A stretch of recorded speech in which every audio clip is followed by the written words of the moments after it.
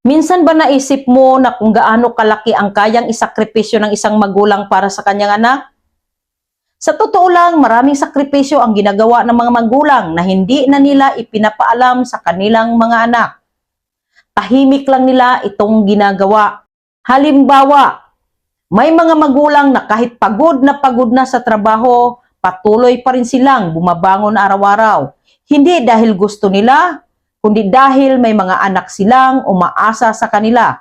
May mga magulang din na hindi bumibili ng gusto nila para sa sarili nila. Pero kapag ang anak ang may kailangan, nagagawa nila ng paraan. May mga pagkakataon pa nga na ang mga magulang ang nagtitiis ng gutom, basta siguradong nakakakain ang kanilang anak. Yan ang klase ng pagmamahal na mahirap pantayan. Ang magulang handang magsakripisyo ng maraming bagay.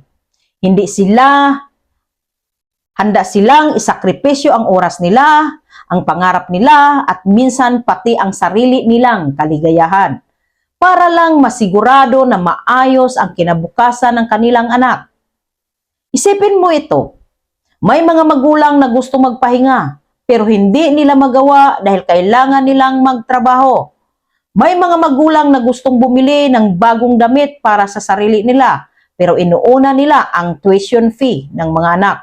May mga magulang na kahit masakit na ang katawan, patuloy pa rin sa paghahanap buhay. Hindi dahil madali, kundi dahil mahal nila ang kanilang anak. At minsan, bilang mga anak, hindi natin agad ito nakikita. Akala natin normal lang ang lahat. Akala natin responsibilidad lang nila yon. Pero kapag dumating ang araw na ikaw na ang may responsibilidad sa pamilya, doon mo mas maiintindihan kung gaano kabigat ang sakripisyo ng isang magulang.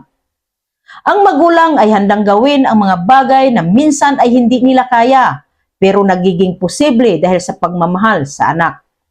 Handa silang magsakripisyo ng tulog. Handa silang magsakripisyo ng pagod. Handa silang magsakripisyo ng maraming taon ng kanilang buhay.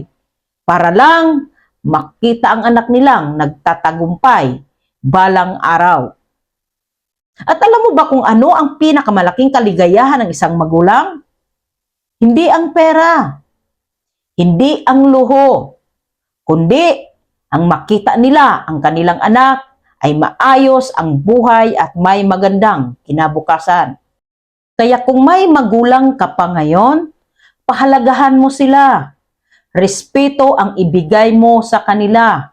At kung kaya mo, suklian mo kahit sa simpleng paraan ang lahat ng sakripisyo na ginawa nila para sa iyo.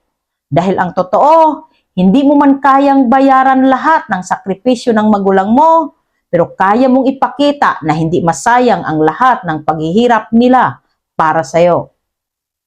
Sana nakatulong itong video sa iyo. Pwede mo i-share and follow for more tips. See you in my next video.